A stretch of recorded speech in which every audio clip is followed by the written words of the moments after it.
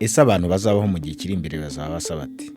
Bazarushaho kuba barebare cyangwa bagufi, cyangwa ntibazaba bagisa n'abo tuzi uyu munsi? Abahanga bavuga ko nubwo abantu bakomeje guhinduka buhoro buhoro, uko bazaba basa mu gihe kiri imbere bishobora kuzaterwa n'ibirenze ihindagurika risanzwe ry'ibihe. Nk'uko bisobanurwa na Dr. Jason Hodgson, impinduka nk'izi zatangiye kera.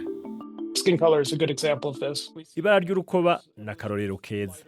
Mu bice bitabona izuba rikwiye, abantu bagiye bagira urukoba rworoshe kugira ngo umubiri ubashe gukora vitamine D. Uko niko itandukaniro hagati y'abantu ryagiye rivuka. Ariko muri iki gihe isi igenda irushaho kuba umudugudu, abantu bo mu bice bitandukanye barushaho kubyarana no gushyingirana. If we were to mate randomly, Iyo abantu bose bavyarana nta kurobanura, itandukaniro ry'uko bateye hagati y'abantu rigenda rigabanuka.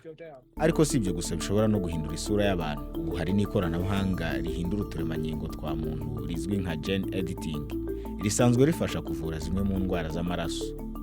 Mu gihe rizaba ryarateye imbere kandi rikoreshwa henshi, ibi nabyo bishobora kuzageraho ababyeyi bihitiramo uko abana bifuza kubyara bazaba basa. and it's pretty much universally agreed now. Ubu isi yemeza ko ivyo bidakwiye gukorerwa abantu kuko binyuranije n'amahame agenga ubuzima.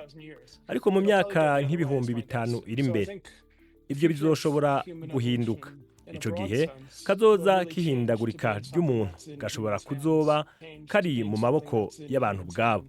Abahanga bavuga ko abantu bagikomeje guhinduka, ariko uko abantu bazaba basa mu gihe kiri imbere bishobora kutazaterwa gusa na kamere cyangwa imiterere ndetse n'ihindagurika ry'ibihe gusa, ahubwo n'ikoranabuhanga abantu bazahitamo gukoresha.